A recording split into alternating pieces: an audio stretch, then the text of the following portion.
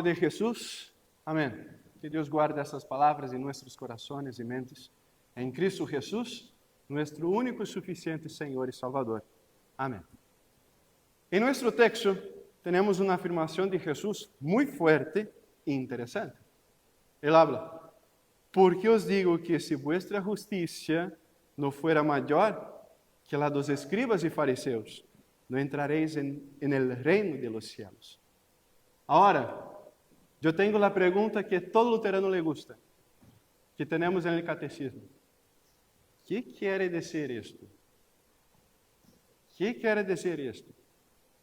En las lecturas que hemos escuchado y leído de la palabra de Dios para este culto, nos encontramos con una serie de exhortaciones e instrucciones del Señor para que practiquemos obras de justicia. Si vuestra justicia no supera de los escribas y fariseos, no entraréis en el reino de los cielos. Ahora, ¿qué son obras de justicia? Generalmente nosotros hablamos, obras de justicia es hacer el bien, cumplir con los mandamientos, obras con el próximo. En el Salmo 19, Dios nos dice que la ley del Señor es perfecta. Debemos hacer la ley del Señor. Por su parte, en Éxodo, tenemos los mandamientos del Señor. Se nos revela la verdadera voluntad de nuestro Dios. Pero debemos hacer obras para tener la salvación. Tener obras de justicia para tener la salvación. La respuesta, no, ¿verdad? Muy bien. En el Evangelio de Mateo, un poquito antes de nuestro texto, se llama a los justos a ser la sal de la tierra y la luz del mundo. En otras palabras, se les exhorta a practicar buenas obras para que glorifiquen al Padre Celestial. Fíjate, si Dios es el santo creador y juez eterno de todas las cosas, nos ordena que seamos como Él, santos, justos, compasivos, misericordiosos, que defendamos a los huérfanos, a las viudas, a los oprimidos, a los extranjeros, a los desamparados. Sí, mucho más de lo que hacían los propios escribas y fariseos, aquellos que eran conocidos por ser los más rectos de su época, que supuestamente cumplían toda la ley de Dios y algunas normas más. Imaginemos lo impactante que esto debió sonar para aquellos que los escucharon por primera vez. Los escribas y fariseos eran conocidos como hombres más religiosos de Israel. Eran expertos en escritura. Conocían los mandamientos perfectamente. Oraban, ayunaban, enseñaban, hablaban de la escritura por toda la parte. A los ojos de la gente parecían ejemplos de santidad. Y sin embargo, Jesús dice que esto no basta. La justicia que el Señor nos exige para entrar en su reino tiene que ser mucho mayor que los escribas y fariseos.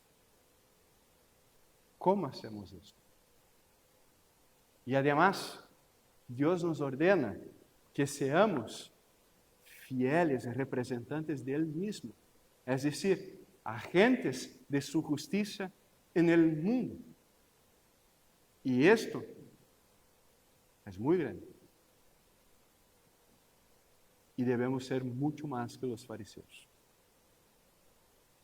Ahora, ¿has sido así?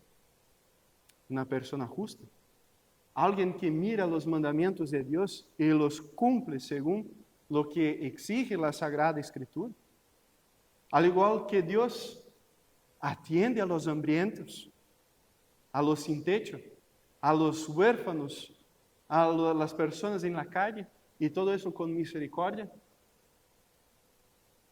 ¿Realmente temes y tiemblas ante el Señor de los ejércitos y ante su amenaza de castigar a quienes no toman en serio su palabra? Pues el texto es muy claro. Si vuestra justicia no es mayor la de los escribas y fariseos, nunca entraréis en el reino de los cielos. Esta enseñanza es especialmente revelante para nuestros días, que muchas veces nosotros nos olvidamos. El individualismo crece en nosotros, haciéndonos mirar solo hacia a nosotros mismos, y nos olvidamos de los más vulnerables. Dios no quiere esto. Muy al contrario, espera que nosotros, cristianos, una ayuda continua, verdadera y santa hacia quienes sufren. Si vosotros, aquí en la iglesia, sois como yo, entonces vuestra conciencia deben estar cargadas.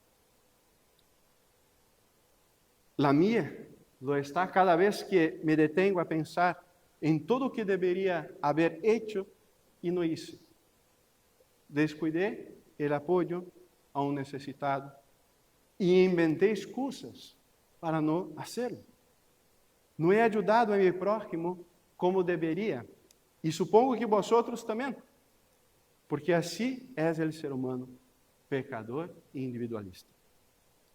La ley de Dios nos acusa de nuestro pecado y de nuestra falta de amor hacia todas las personas que nos rodean. Siendo así, ¿qué vamos a presentar ante Dios como obras dignas a nuestro favor cuando nos llame a dejar esta vida? ¿Qué vamos a hablar a Dios? Mira, Dios, yo ayudé a una persona una vez en mi vida, pero las otras 10, no. Pero una, sí, ayudé, esta sí. Las otras 10, no. Y lo peor que es, aunque hayamos ayudado a alguien, de vez en cuando, no es suficiente. Porque el Señor exige la perfección. Nunca podemos pecar, sea por pensamiento, palabras y acciones. Escrito está: sed pues perfectos, como perfecto es vuestro Padre Celestial. Pero alguien puede decir: casi soy perfecto, porque yo cumplo los mandamientos. Nunca he matado a alguien. Nunca. Pero, ¿quién puede decir que nunca guardó rencor de alguien? Y el texto habla: aquel que guardó rencor de alguien, ya pecó, ya mató a alguien. ¿Quién puede decir esto en su vida? La verdad es que la ley de Dios nos deja sin excusas. Cuando escuchamos estas palabras de Jesús, descubrimos que el problema del pecado es mucho más profundo de lo que imaginábamos. El problema no está solamente en nuestras manos, pero está en nuestro corazón. Y esto explica muchas cosas. Explica por qué incluso las personas que quieren hacer el bien terminam haciendo el daño. Explica por qué a veces lastimamos a las personas que más amamos, las personas de nuestra casa, la familia, el marido, la esposa, los hijos. Explica por qué prometemos cambiar, pero volvemos a caer una y otra vez a los mismos pecados. En verdad, ninguno de nosotros está en condiciones de levantar la cabeza ante el Creador Todopoderoso y presentarle una justicia propia y perfecta en nuestro juicio. Como yo hablé la otra vez, nosotros somos, como Lutero dice, pobres y miserables pecadores, mendigos de la gracia. estaríamos condenados al infierno si no fuera por el amor y la gracia de Dios revelados en Jesús. Si Cristo no hubiera sufrido en nuestro lugar y resucitado, y si no hubiéramos sido bautizados, no habría esperanza para nosotros, sino solo la expectativa del sufrimiento eterno. Como representantes de la justicia del Señor, hemos fallado, al igual que todos nuestros antepasados. Sin embargo, eso no es el fin para nosotros. La palabra nos revela que Dios salió al encuentro de la humanidad caída en pecado a través de su Hijo. Y esto es también el bautismo. No es algo que yo hago, pero es Dios llegando a nuestro encuentro y hablando, ahora tú eres mío, pertenece a mí, es mi Hijo perdonado, es mi Hijo amado, ahora tú eres mío. Y Jesús vino al mundo también para llegar hasta nosotros, para cumplir toda la ley en nuestro lugar. Dios tuvo compasión de nuestra miseria y decidió enviar un representante mejor, mucho mejor y mayor que nosotros, con el fin de ejecutar plenamente sus decretos. Por eso Jesús afirma en nuestro texto, no penséis que he venido a abolir la ley o los profetas. Esto es importante para nosotros. No he venido a abolir, sino a cumplir. La obligación no está en nosotros más. Pero Jesús ya hizo todo por nosotros. La palabra del Señor afirma acerca de Cristo en Isaías: verá el fruto del trabajo de su alma y quedará satisfecho. Mi siervo, el justo, con su conocimiento, justificará a muchos, porque llevará sobre sí sus iniquidades. Por eso, cuando miramos al Calvário, vemos mucho más que el sufrimiento de un hombre inocente. Vemos al Salvador llevando nuestra culpa para que nosotros pudiéramos recibir el perdón. Y aquí tenemos el hermoso mensaje del texto de Romanos 6, que leemos hoy. Pablo nos recuerda que todo esto no es solamente una historia que admiramos desde lejos. Nosotros fuimos unidos a Cristo. Fuimos unidos a Él en el santo bautismo. Cuando fuimos bautizados, Dios hizo algo maravilloso.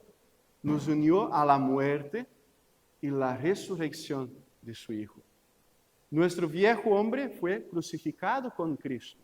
Ahora Él no tiene más poder sobre nosotros. Nuestros pecados fueron lavados en Cristo. Recibimos una nueva vida. Recibimos una nueva vida en Cristo. Por eso Pablo dice que hemos muerto al pecado y ahora vivimos para Dios. No significa que ya no pecamos más. Vamos a tener pecado. Y vamos también a hacer errores con nuestra familia. Pero sabemos que tenemos el perdón. Que tenemos una nueva vida. Todos sabemos que seguimos luchando diariamente contra nuestra naturaleza pecaminosa. Pero ahora nuestra identidad es diferente. Y no pertenecemos al pecado. Pertenecemos a Cristo. Y no vivimos bajo la condenación, bajo la ley. No vivimos con el miedo de hacer todo perfecto. Vivimos bajo la gracia.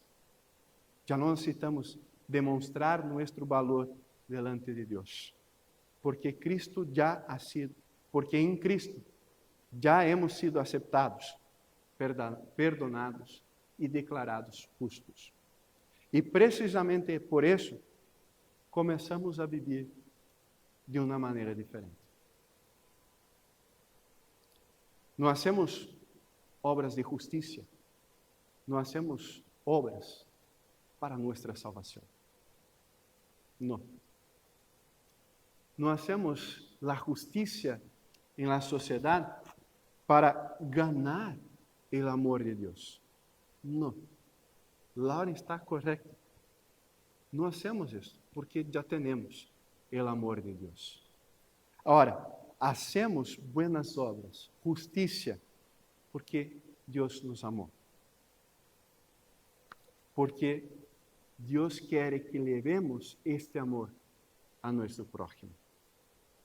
E assim, a vida cristiana se convierte não em uma obrigação, pero uma resposta de gratitud. Eu já tenho tudo, todo. Já tenho a salvação. Já tenho o perdão. Já tenho a certeza do reconheço. Agora puedo levar isto a mi prójimo. Mis queridos, não os olvidéis de los escribas e los fariseus. Tenían muitas obras a los ojos de los hombres e eles glorificavam-se com esto. Mira lo que eu hago, pero nenhuma justiça delante de Deus. Al fim e al cabo, rechazaram aquele único e perfeito que vino de los cielos, a Jesús. De este modo, las bienaventuranzas, que es el texto que leemos hoy de Mateo, que es un texto fantástico, nos dan un sentido distinto ahora. Al inicio de las bienaventuranzas del sermón de la montaña, ahora tiene un sentido diferente y profundo. Dicen así: bienaventurados, felices los humildes de espíritu, porque de ellos es el reino de los cielos. Ahora, los humildes de espíritu son aquellos que carecen del Espíritu de Dios y lo reconocen. Son aquellos que saben que necessitam del amparo divino para suas vidas. E agora, comparemos este mesmo versículo, bem-aventurados os felices, los humildes de espírito, com o versículo que leemos hoje. Se vuestra justiça não é maior de los escribas e fariseus, nunca entrareis no reino de los cielos. Por um lado está o mandamento de ser perfeito ante a lei de Deus, algo que não logramos ser. Por outro, a promessa de que Deus escucha aqueles com humildade se declaram incapazes de alcançar sua santa vontade. Necessito de sua ajuda. Mis hermanos, para que nossa justiça seja realmente tão grande como para merecer o reino de los cielos, não devemos valernos de nossos méritos e obras. Devemos reconhecer nossa imperfeição, arrepentir-nos e aferrar-nos a los méritos de Jesucristo, que são otorgados por el Espírito de Deus. E assim seremos herederos de la vida eterna. Em nome de Jesus. Amém.